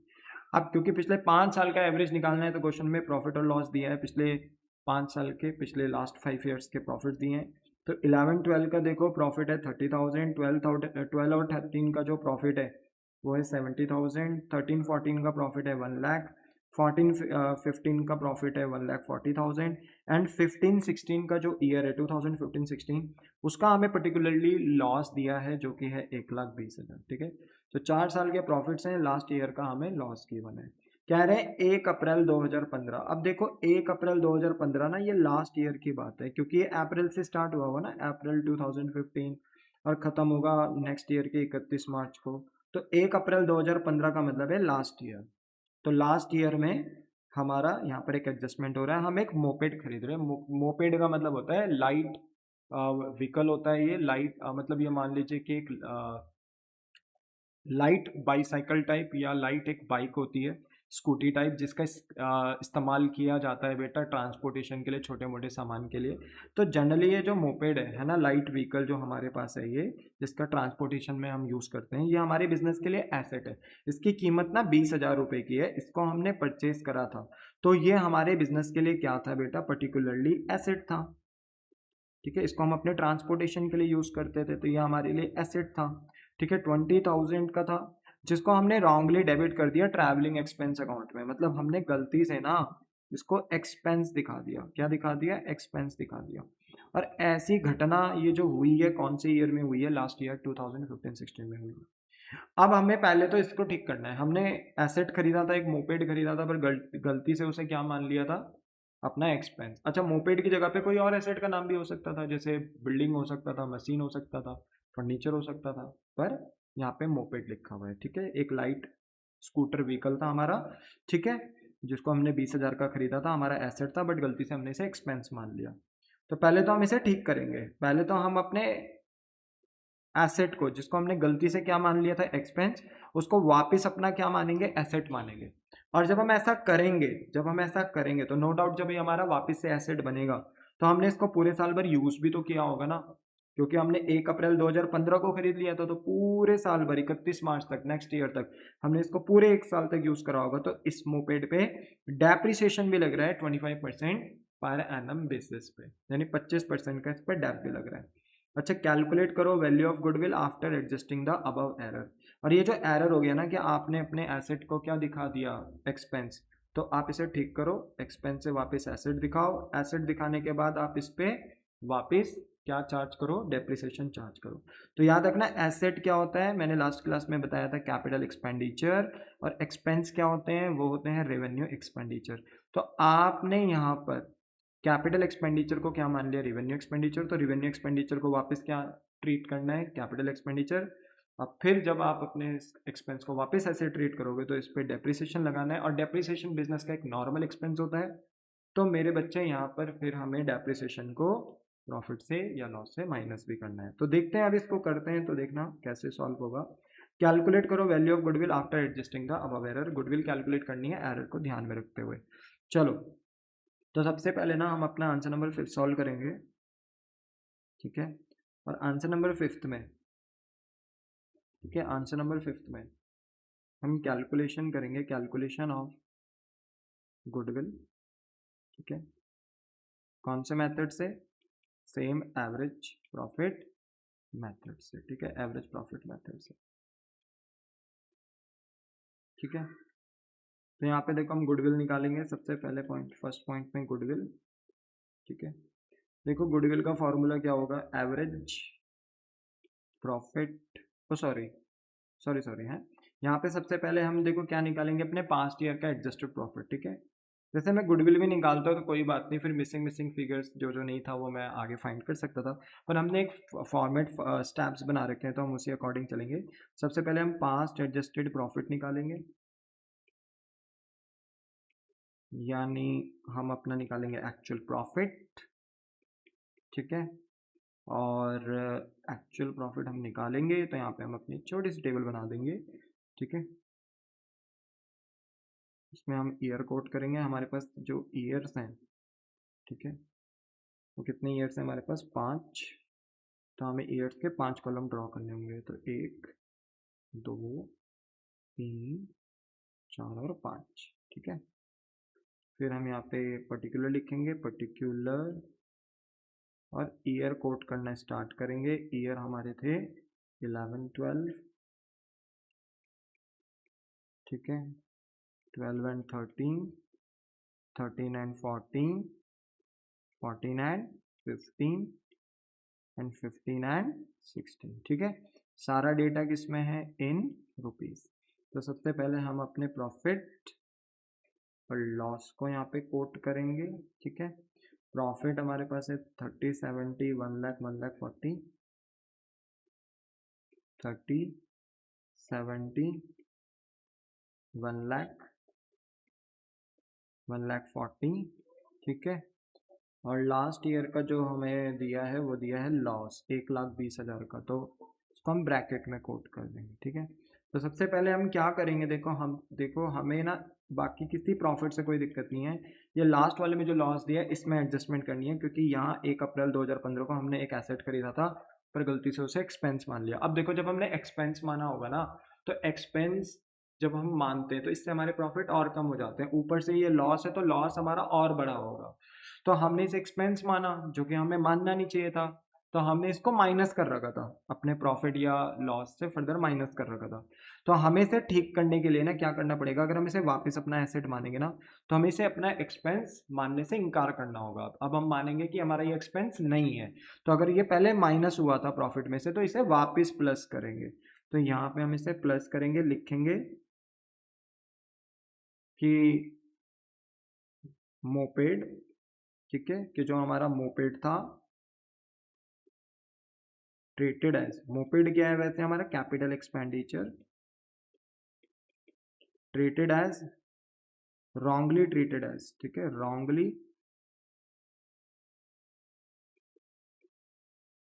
Treated as. ठीक है, ट्रैवलिंग एक्सपेंस। आपने क्या मान लिया था इसे? Travelling expense. ट्रैवलिंग एक्सपेंस क्या होता है आपका? Revenue expenditure. ये तो आपसे ये गलती हो गई थी, तो इसलिए आप इसको वापस ठीक कर रहे हो, पहले माइनस करा था इसको। ठीक है, पहले अर्लियर आपने इसको क्या कर रखा था? माइनस, बट अब आप इसे प्लस कर रहे हो। तो किसी भी ईयर में नहीं करोगे, लास्ट ईयर में करोगे, 20,000 ऐड कर दोगे।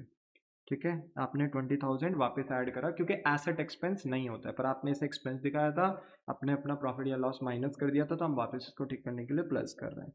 अब क्योंकि हमने इसे अपना एसेट दिखाया, तो पूरे साल भर हमने इस एसेट को यूज़ करा है, तो इस पर 25% का क्या लग रहा है? डेप्रिसिएशन। क्योंकि जितना हम एसेट को यूज़ करेंगे उसकी एफिशिएंसी समय के साथ क्या होती है बेटा? रिड्यूस होती है, डिग्रेड होती है, तो कहीं ना कहीं एसेट पे क्या लगता है? डेप्रिसिएशन। और डेप्रिसिएशन ना एक बिजनेस एक्सपेंस होता है, नॉर्मल एक्सपेंस होता है। तो यहाँ पे ना हम जो डेप्रिसिएशन लगाएंगे मोपेड पे, ठीक है, वो हम यहाँ पे इसको लेस कर देंगे, डेप्रिसिएशन ऑन मोपेड। ठीक है, एट द रेट 25%। ठीक है, अब देखो 20,000 का मोपेड था, 25% का डेप लगाओगे तो 25 1 25, 25 4 100, 4 से कटाइए 5 टाइम, 4 5 20। तो यहाँ पे कहीं ना कहीं जो डेप आएगा ना आपका निकल कर, वो 5,000 का डेप आएगा, क्योंकि 20,000 का अगर 25% निकालते हो तो 5,000 आता है। तो ये माइनस करोगे क्योंकि ये नॉर्मल एक्सपेंस है। अब ये पहले तो माइनस हुआ नहीं था, क्योंकि आपने पहले इसको मोपेड माना नहीं था, एसेट माना नहीं था, तो आपने इस पर डेप कभी माइनस भी नहीं किया था। ठीक है, प्रॉफिट से या लॉस से। तो अब आपने इसको एसेट माना है, तो अब आप इसका डेप्रिसिएशन भी अपने प्रॉफिट या लॉस से माइनस करोगे, क्योंकि 15-16 में आपके पास लॉस था, तो आपने इसे 5,000 से और माइनस कर दिया। तो यहाँ पर आपका बेटा अब जाकर कहीं आएगा पास्ट एडजस्टेड प्रॉफिट, यानी एक्चुअल प्रॉफिट अब निकल कर आएगा। तो देखो शुरुआत के प्रॉफिट्स में तो हमें कोई दिक्कत नहीं है। ठीक है, ये 30,000 ही रहेगा, ये 70,000 ही रहेगा, ये 1 लाख ही रहेगा। ठीक है, ये 41 ही रहेगा। जो 15-16 का जो बोलते हैं ना प्रॉफिट है बेटा, उसमें हमें थोड़ा सा ध्यान देना है। 1,20,000 में हम वापस 20,000 ऐड कर रहे हैं, तो सोचो नेगेटिव, ये नेगेटिव है, नेगेटिव में पॉजिटिव ऐड होगा तो नेगेटिव थोड़ा कम हो जाएगा, तो नेगेटिव का अमाउंट 1 लाख हो जाएगा। जब आप 1,20,000 के नेगेटिव में 20,000 का पॉजिटिव जोड़ेंगे, तो आपका नेगेटिव का 1 लाख होगा, और नेगेटिव के 1 लाख में नेगेटिव 5,000 और माइनस करोगे, और माइनस करोगे, तो आपका टोटल नेगेटिव अमाउंट बनेगा 1,05,000। ठीक है, ये नेगेटिव का बन जाएगा। अब जाके आपके एक्चुअल प्रॉफिट्स आ गए हैं, तो अब आप सेकंड पॉइंट पे निकाल सकते हो अपना एवरेज प्रॉफिट। अब एवरेज प्रॉफिट कैसे निकलेगा, टोटल प्रॉफिट ले लो, जितने भी पास्ट ईयर के प्रॉफिट्स हैं 5 ईयर के उनका टोटल प्रॉफिट लो और उतने ही टोटल नंबर ऑफ ईयर से डिवाइड कर दो। ठीक है, तो पिछले 5 साल का प्रॉफिट था 30,000, 1, 70,000, 1,00,000, 1,40,000 ये भी प्रॉफिट था, ऐड होगा, पर लास्ट वाला आपका लॉस था तो ये माइनस होगा, 1,05,000 डिवाइडेड बाय 5 कर देंगे। ठीक है, इन सब का टोटल करोगे, देखो 30,000 प्लस 70,000 प्लस 1,40,000 और माइनस करेंगे लास्ट वाला जो लॉस है 1,05,000, तो ये आपका आएगा 2,35,000। इसको डिवाइड करोगे किससे, 5 से, तो आपके पास एवरेज आ जाएगा, डिवाइडेड बाय करेंगे 5 से तो ये 47,000 आ जाएगा। तो कहीं ना कहीं आपका जो एवरेज प्रॉफिट है ना 47,000 आया। अब आप आराम से बैठ के अपनी थर्ड पॉइंट पे गुडविल निकाल लेंगे।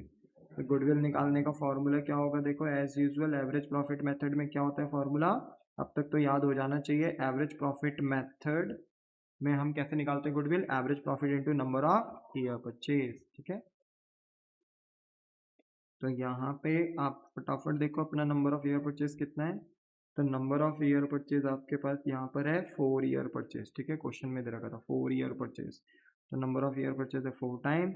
एवरेज प्रॉफिट कितना है 47,000 और 47,000 को एवरेज प्रॉफिट को जब 4 से मल्टीप्लाई कराएंगे ना तो आपको पता चलेगा कि आपके पूरे फर्म की गुडविल कितनी है 1,88,000।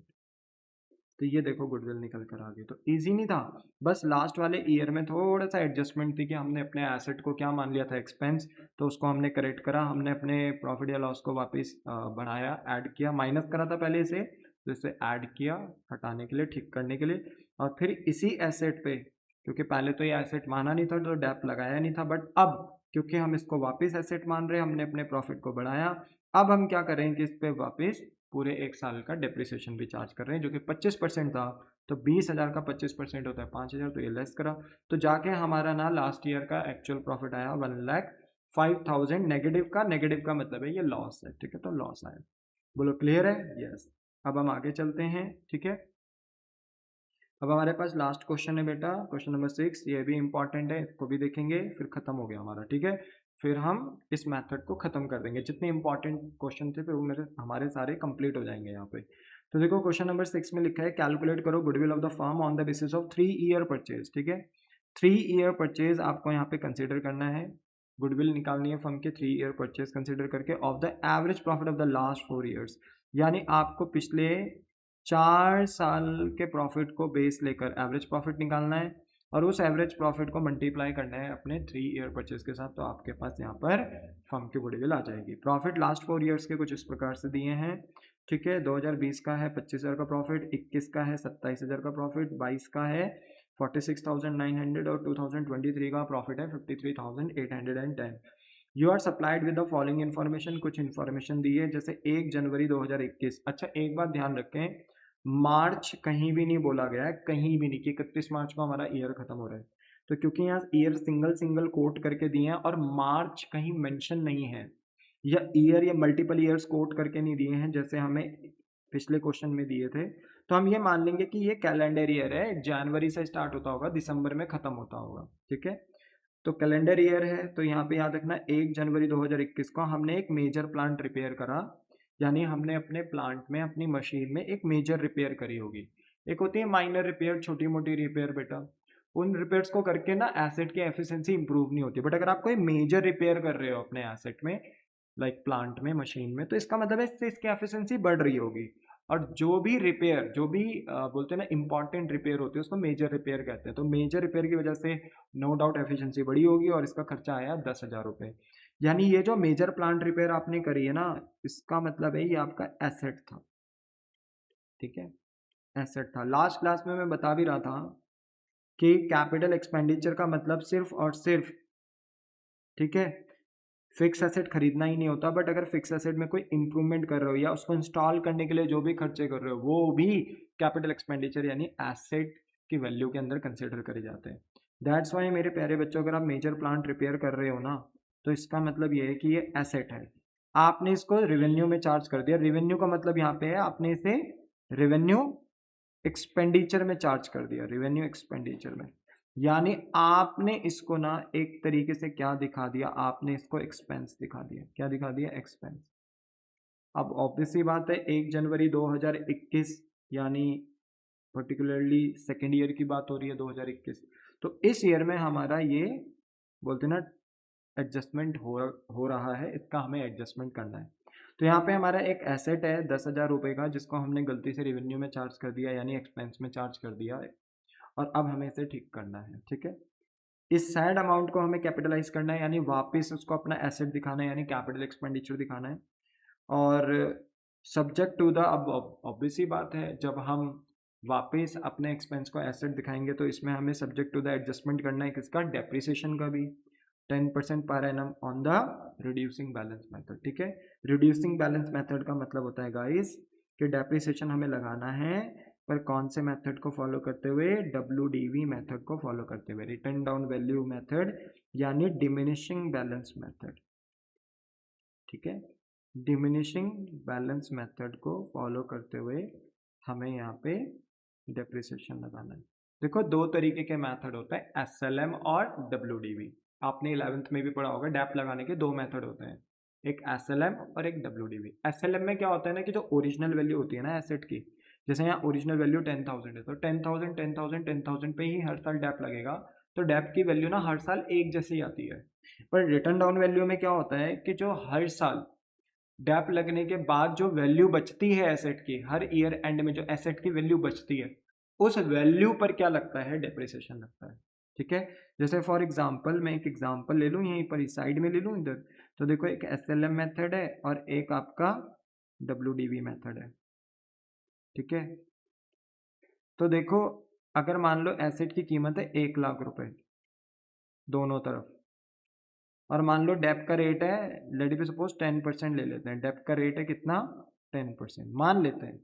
तो पहले साल अगर आप डेप लगाओगे ना तो 1,00,000 पे ही लगेगा 10%, तो कितना होगा 1,00,000 का 10%? 10,000।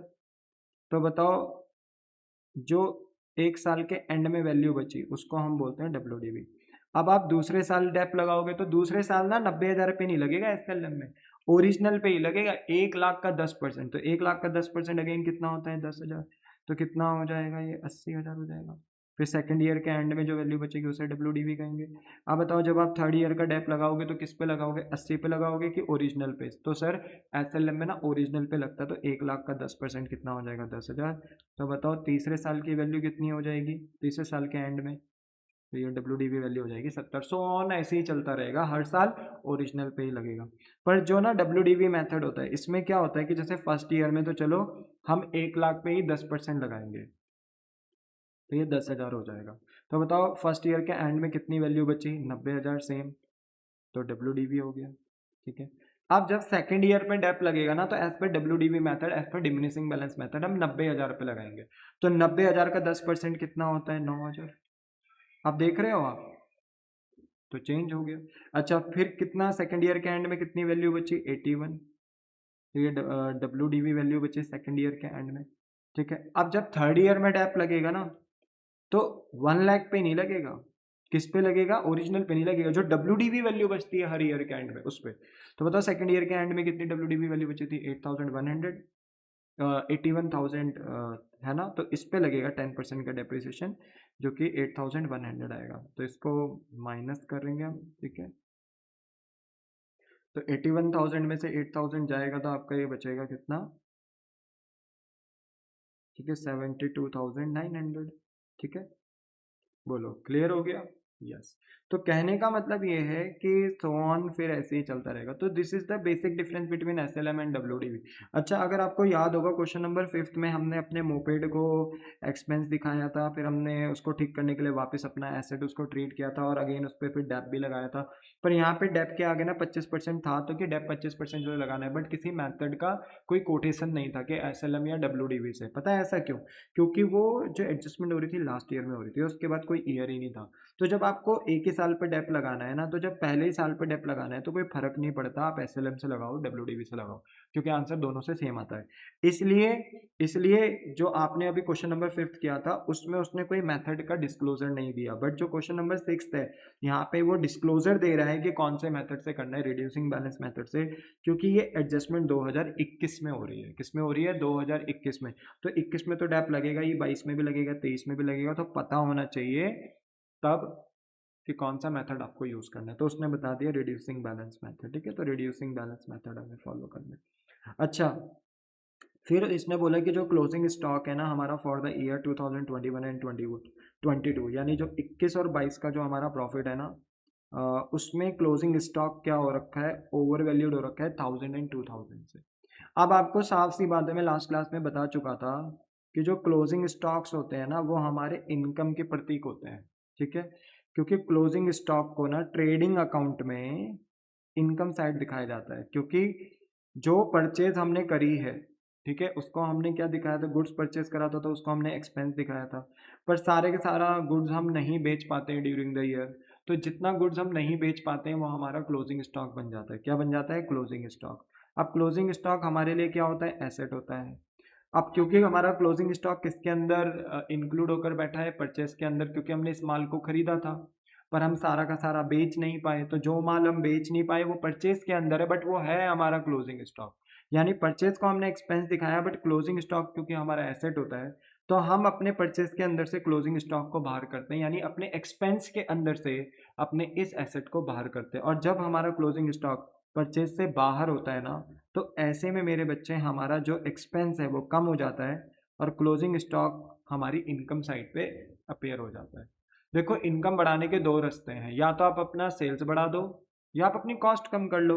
तो जब हम क्लोजिंग स्टॉक को अपना एसेट दिखाते हैं ना, तो वो तभी दिखा सकते हैं जब हम अपने अनसोल्ड गुड्स को, जो परचेज के अंदर है, जिन्हें हमने खरीदा तो है पर बेच नहीं पाए, तो उन परचेज को, उन अनसोल्ड गुड्स को हमें क्या ट्रीट करना होता है? Closing stock. और जब हम क्लोजिंग स्टॉक ट्रीट करते हैं तो हम क्लोजिंग स्टॉक को अपना एसेट मानते हैं, अपनी प्रॉपर्टी मानते हैं।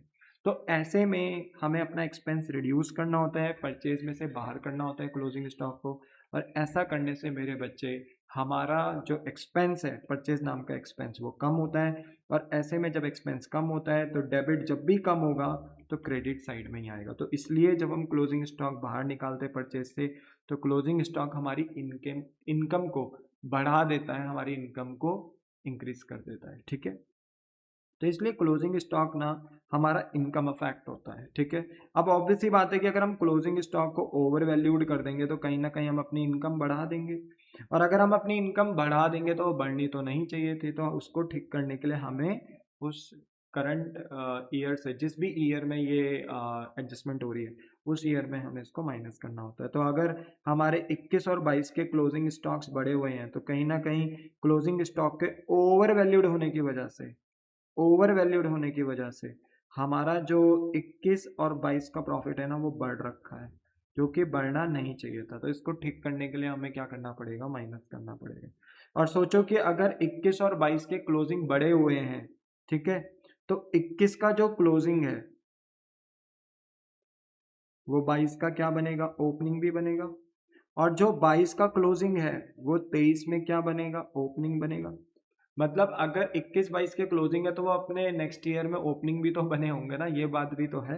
तो इसलिए याद रखना 2022 का ओपनिंग स्टॉक और 2023 का भी ओपनिंग स्टॉक सिग्निफिकेंटली बढ़ गया होगा। तो आपको पता है ओपनिंग स्टॉक जो होता है ना हमारे लिए एक्सपेंस का प्रतीक होता है, तो ओपनिंग स्टॉक ना हमें एक्सपेंस का इफेक्ट देता है। और अगर आपके ओपनिंग स्टॉक बढ़ गए हैं तो इसका मतलब आपका एक्सपेंस बढ़ गया, एक्सपेंस बढ़ गया तो आपका प्रॉफिट कम हो गया होगा, जो कि होना नहीं चाहिए था। तो उसको ठीक करने के लिए हम वापस प्रॉफिट में ऐड करेंगे उसको। तो देखेंगे अभी जब मैं कराऊंगा तो इसको बहुत अच्छे से देखना, बहुत इंपॉर्टेंट है ये, ठीक है, देखना। फिर लास्ट में बोला है थर्ड पॉइंट में to cover the management cost, कि हमें मैनेजमेंट कॉस्ट कवर करनी है। तो एनुअल चार्जेस कितने हैं? 5000, और should be made for the purpose of goodwill valuation. तो आपको पता है मेरे बच्चे की फर्म को मैनेज करने के लिए हमें मैनेजमेंट की ज़रूरत होती है, और जितनी अच्छी हमारी मैनेजमेंट होगी हमारी बिजनेस की परफॉर्मेंस उतनी अच्छी होगी और हमारी बिजनेस की गुडविल उतनी बढ़ेगी। तो ऑब्वियसली बात है कि मैनेजमेंट जो कॉस्ट होती है, मैनेजमेंट जो एक्सपेंसेस होते हैं वो बिजनेस एक्सपेंस होता है। तो हमें ना ये बिजनेस एक्सपेंस हर ईयर के प्रॉफिट से माइनस करने हैं, क्योंकि मैनेजमेंट आपने किसी इंडिविजुअल ईयर में तो रखी नहीं होगी, हर ईयर आपकी मैनेजमेंट रही होगी जो बिजनेस को मैनेज कर रही होगी। तो कहीं ना कहीं मैनेजमेंट पे एक्सपेंस, जैसे एम्प्लॉय को सैलरी देना, मैनेजर को सैलरी देना, कमीशन देना, बोनस देना, ठीक है ना, तो ये सब खर्चे होते रहते हैं, मैनेजमेंट कॉस्ट कहते हैं इन्हें। तो ये हर साल होते हैं बिजनेस के, और ये जरूरी भी होते हैं, क्योंकि बिजनेस को मैनेज करना बहुत जरूरी है, तभी बिजनेस की परफॉर्मेंस भी इंक्रीज होगी। तो कहीं ना कहीं बोलते हैं ना, हर साल के प्रॉफिट से हमें 5,000 डिडक्ट करना है, ठीक है। फिर जाके क्वेश्चन ने रिक्वायर्ड करा है कैलकुलेट करो वैल्यू ऑफ गुडविल, यानी गुडविल की वैल्यूएशन करो, ठीक है, under the average profit method, और 3 year purchase of average profit को कंसिडर करके कैलकुलेशन करनी है। तो हमने कहा ठीक है भाई, बढ़िया तरीके से कर देंगे, कोई दिक्कत नहीं है। तो देखो सबसे पहले ना हम एज यूजुअल, ठीक है, अपने आंसर नंबर 6 में, ठीक है, अपने आंसर नंबर 6 में, ठीक है, कैलकुलेशन करेंगे, कैलकुलेशन ऑफ, ठीक है, गुडविल, कौन से मेथड से, एवरेज प्रॉफिट मेथड से, ठीक है, कैलकुलेट करेंगे। अच्छा, सबसे पहले ना देखो, हम यहाँ पे अपने पास्ट ईयर के जो प्रॉफिट्स हैं ना उनको एडजस्ट करेंगे। तो पास्ट ईयर्स के हम क्या निकालेंगे, एडजस्टेड प्रॉफिट निकालेंगे, ठीक है। और उसको निकालने के लिए हमें ना फटाफट से अपनी एक टेबल बनानी होगी, ठीक है, ठीक है, जिसमें हमारे पास कितने ईयर्स के कॉलम बन जाएंगे, 4 ईयर्स हैं, तो 4 ईयर्स के कॉलम हमारे यहाँ पे ड्रॉ हो जाएंगे, ठीक है, 1 2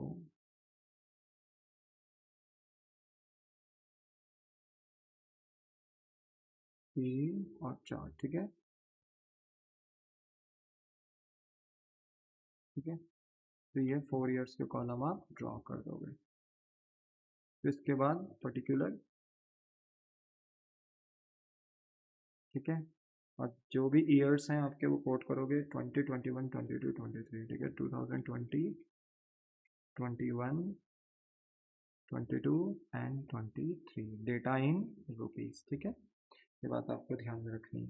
तो सबसे पहले आप यहाँ पे प्रॉफिट और अपने जो लॉसेज हैं अगर हैं तो गिवन करोगे। प्रॉफिट्स आपको दिए हैं 25,000 27,000,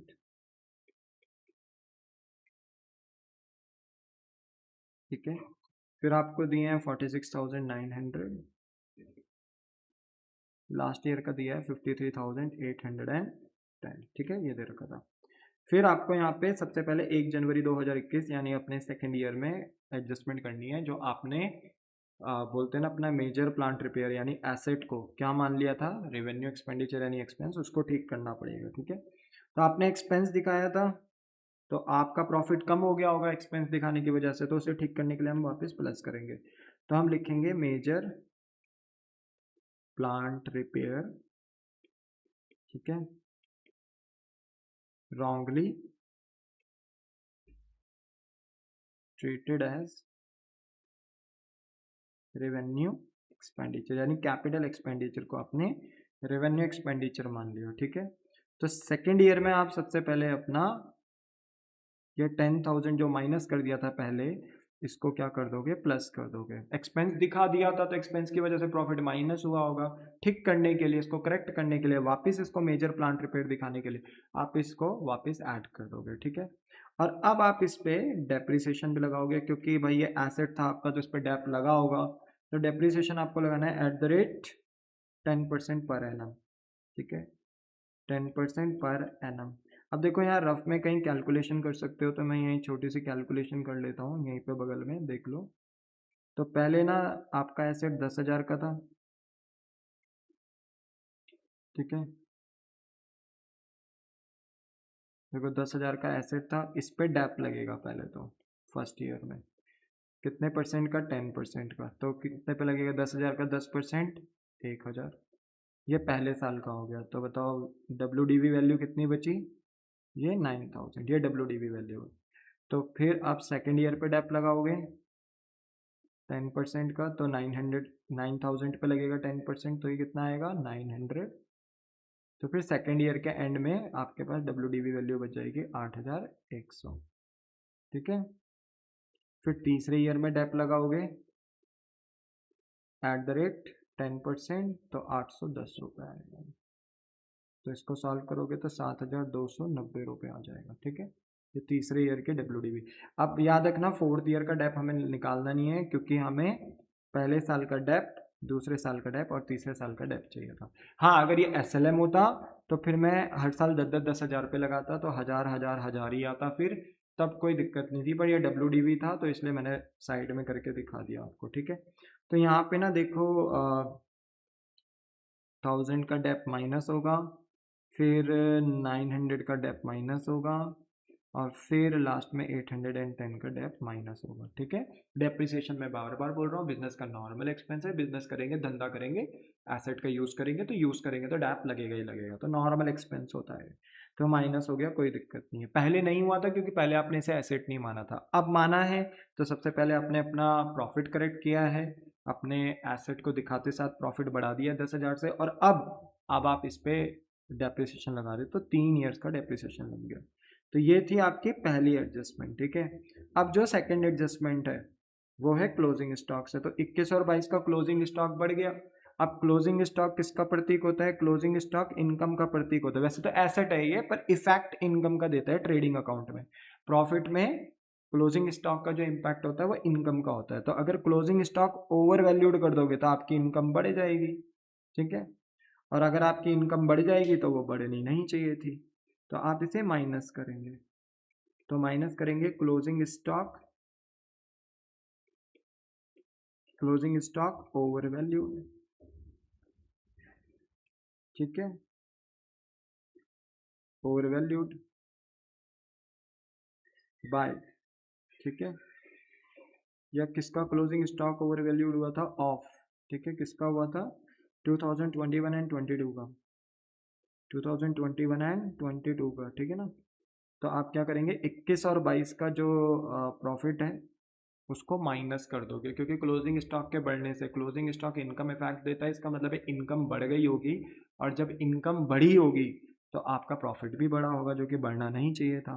तो हम क्या कर देंगे, 1000 और 2000 माइनस कर देंगे, 1000 और 2000 माइनस कर देंगे 21 और 22 से। ठीक है, ये पहले क्या हो रखा था? प्लस हो रखा था। इसको हटाने के लिए, अब प्लस तो करना नहीं था तो इसको माइनस कर रहे हैं हम। ठीक है, गलती से प्लस हो गया था, ओवर वैल्यूड हो गया था क्लोजिंग स्टॉक, बट माइनस कर रहे थे। बट इसकी वजह से, ठीक है, बट इसकी ही वजह से हमारा जो ओपनिंग स्टॉक है, 21 का ओपनिंग स्टॉक 22 में, और 22 का ओपनिंग स्टॉक 23 में, तो हमारे ओपनिंग स्टॉक भी इन्फ्लेट हो चुके होंगे, बढ़ चुके होंगे। तो ओपनिंग स्टॉक किसका प्रतीक होता है गाइस? ओपनिंग स्टॉक किसका प्रतीक होता है, किसका इम्पैक्ट देता है? एक्सपेंस का। अब ओपनिंग स्टॉक बढ़ गए होंगे तो एक्सपेंस बढ़ गया होगा, एक्सपेंस बढ़ गया होगा तो प्रॉफिट कम हो गया होगा।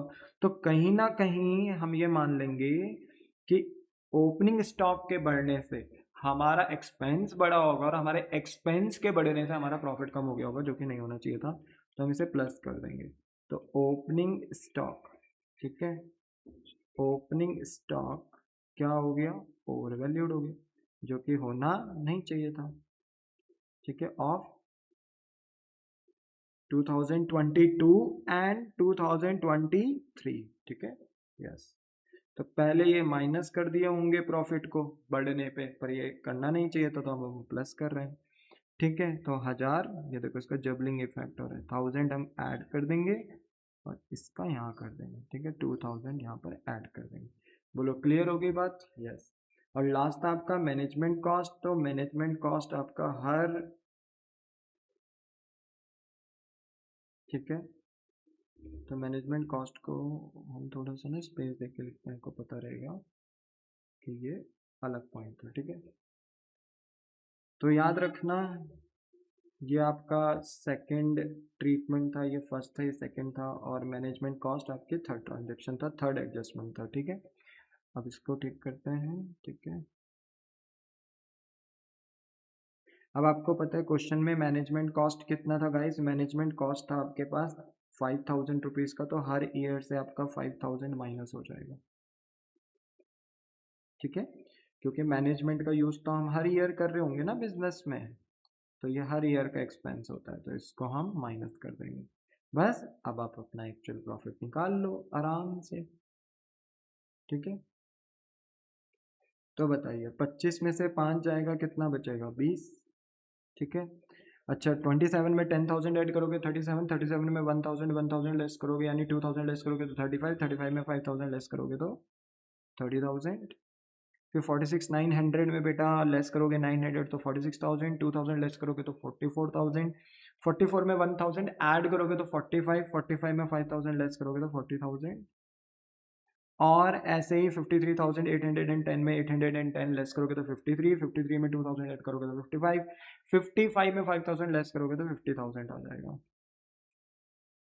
और ये आ जाएगा आपका पास्ट एडजस्टेड प्रॉफिट, या यू कैन से कि ये आ गया आपका एक्चुअल प्रॉफिट। और अब आप अपना आराम से बैठ के क्या निकाल सकते हो? गुडविल निकाल सकते हो। तो गुडविल निकालने के लिए बस आपको एक पॉइंट और निकालना पड़ेगा सेकंड पॉइंट में, which is known as average profit, और एवरेज प्रॉफिट का फॉर्मूला है टोटल प्रॉफिट। ठीक है, total profit divided by total number of year. ठीक है, टोटल नंबर ऑफ ईयर।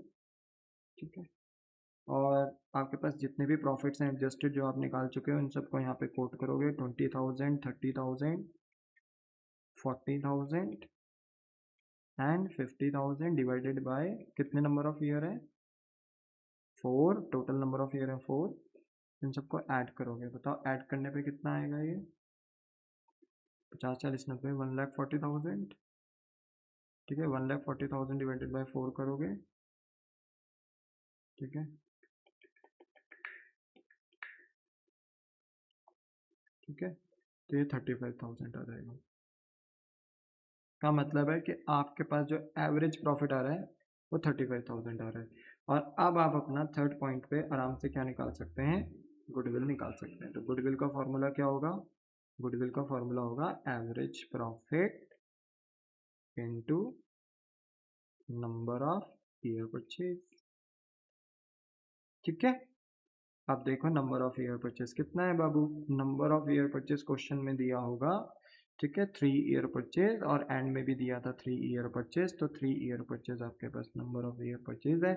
यहाँ पे एवरेज प्रॉफिट अभी अभी आप निकाल कर आए हो 35,000, और 35,000 की मल्टीप्लाई 3 से करेंगे तो ये 1,05,000 आता है। तो आपकी जो गुडविल आएगी ना बेटा यहाँ पे फ्रॉम गुडविल, वो कितने आएगी? 1,05,000। बोलो बात समझ में आ गई? The answer is yes. तो बहुत इजी था ये, बहुत अच्छे से ये हो सकता था। ठीक है, हाँ आप बस यहाँ पर एक पॉइंट ये पूछ सकते हो, सर क्लोजिंग स्टॉक अगर ओवर वैल्यूड की जगह अंडर वैल्यूड होता तो अच्छा, तो सोचो अगर क्लोजिंग स्टॉक अंडर वैल्यूड होता तो क्लोजिंग स्टॉक इनकम इफेक्ट देता है ट्रेडिंग अकाउंट में, यानी प्रॉफिट में इनकम इफेक्ट देता है। नोट्स में भी मैंने बता रखा था। ठीक है, मैंने इसका नोट भी दिया था ना आपको क्लोजिंग स्टॉक का। तो सोचो अगर क्लोजिंग स्टॉक इनकम इफेक्ट देता है, इनकम साइड में आता है, ठीक है, ट्रेडिंग अकाउंट के, तो अगर आप क्लोजिंग स्टॉक को अगर अंडर वैल्यूड कर देते, कम दिखा देते, तो इसका मतलब है कि आप अपनी इनकम कम दिखाते। क्लोजिंग स्टॉक को कम दिखाते तो मतलब अपनी इनकम कम दिखाते, इनकम कम दिखाते तो प्रॉफिट भी कम हो जाता। ठीक है, तो अगर ऐसा होता, अगर ऐसा होता कि ओवर वैल्यूड की जगह पे अंडर वैल्यूड होता, तो फिर मैं ये मान लेता कि 21 और 22 में अगर अंडर वैल्यूड हुआ है तो मैंने अपना प्रॉफिट कम दिखाया है। देखो ओवर वैल्यूड में मान लो ज़्यादा प्रॉफिट दिखाया, अंडर वैल्यूड में मान लो कि आपने अगर क्लोजिंग स्टॉक अगर अंडर वैल्यूड है तो कम प्रॉफिट दिखाया, क्योंकि क्लोजिंग स्टॉक इनकम इफेक्ट देता है, कम प्रॉफिट हो गया होगा। इनकम साइड आता है तो कम इनकम दिखाए हो, कम क्लोजिंग स्टॉक दिखाए हो, अंडर वैल्यूड करा है तो प्रॉफिट कम हो जाएगा, जो कि होना नहीं चाहिए था। तो फिर आप 21 और 22 का प्रॉफिट बढ़ा देते, तब आप बढ़ा देते। प्रेजेंट सिनारियो में तो हमने लेस ही किया है क्योंकि ओवर वैल्यूड हो गया था ना, तो हमने ज़्यादा दिखा दिया तो हमने माइनस करा। बट अगर हम कम दिखाते तो प्रॉफिट कम हो जाता, तो हमें वापस इसे प्लस करना होता ठीक करने के लिए। और अगर हमारा क्लोजिंग स्टॉक अगर कम दिखाया है हमने, तो हमने ओपनिंग स्टॉक भी कम दिखाया है। अब ओपनिंग स्टॉक किस साइड आता है? ओपनिंग स्टॉक आता है expense side. Opening stock expense effect देता है। अब अगर ओपनिंग स्टॉक कम दिखाया तो मतलब एक्सपेंस कम दिखाया, एक्सपेंस कम दिखाया तो आपका प्रॉफिट एक्सपेंस कम दिखाने की वजह से बढ़ गया होगा। तो आपको फिर क्या करना पड़ता? अपने ओपनिंग स्टॉक को क्या करना होता है, पहले आपने देखो यहाँ पे तो प्लस करा हुआ है जब अर्लियर ट्रीटमेंट में, पर क्योंकि अब ओपनिंग स्टॉक हम कम दिखा रहे हैं, एक्सपेंस कम दिखा रहे, उसकी वजह से हमारा प्रॉफिट बढ़ गया होगा, तो नहीं बढ़ना चाहिए था, तो फिर माइनस करते, यानी रिवर्स हो जाता, जिसे हमने यहाँ माइनस करा वो प्लस हो जाता, जो प्लस करा उसे माइनस कर देते अगर अंडर वैल्यूड होता तो, अंडर वैल्यूड होता तो, ठीक है। बाकी आपको मैंने प्रायर क्लास में ओपनिंग और क्लोजिंग स्टॉक के ट्रीटमेंट्स बताए थे अच्छे से, इसलिए इनको बहुत अच्छे से देखना बेटा, मेरी प्रायर क्लास बहुत अच्छे से पढ़कर आना, क्योंकि क्लोजिंग स्टॉक के बारे में मैंने बताया, ओवर वैल्यूड होता है तो क्या ट्रीटमेंट करते हैं, अंडर वैल्यूड होता है तो क्या ट्रीटमेंट करते हैं, ओपनिंग स्टॉक ओवर वैल्यूड हो जाए तो क्या ट्रीटमेंट करते हैं, अंडर वैल्यूड हो जाए तो क्या ट्रीटमेंट करते हैं, ठीक है। ये सब बातें मैंने बताई थी। चलो इसी के साथ ना मेरे प्यारे बच्चों, हमारा जो प्रैक्टिस सेशन है एवरेज प्रॉफिट मेथड को लेकर वो अब ख़त्म होता है। नेक्स्ट क्लास में हम अब स्टार्ट करेंगे अपना वेटेड एवरेज प्रॉफिट मेथड, ठीक है, और फिर सुपर प्रॉफिट मेथड में जाएंगे एंड देन फिर कैपिटलाइजेशन मेथड में, ठीक है। बाकी अगर कोई डाउट हो, कुछ भी आपको पूछना है, तो आप बेटा इस वीडियो के अपलोड होते साथ कमेंट सेक्शन में पूछ सकते हो। एज फास्ट पॉसिबल मैं आपके डाउट लेने की कोशिश करूंगा, ठीक है। क्लास थोड़ी लंबी होगी मानते हैं बेटा, पर हमने अपना एवरेज प्रॉफिट मेथड के सारे क्वेश्चन यहाँ पे कवर कर लिया जो एग्जाम में आ सकते हैं, ठीक है। चलिए मिलते हैं अब आपको नेक्स्ट क्लास में मेरे प्यारे बच्चों, टाटा बाय बाय, से यू, बाय।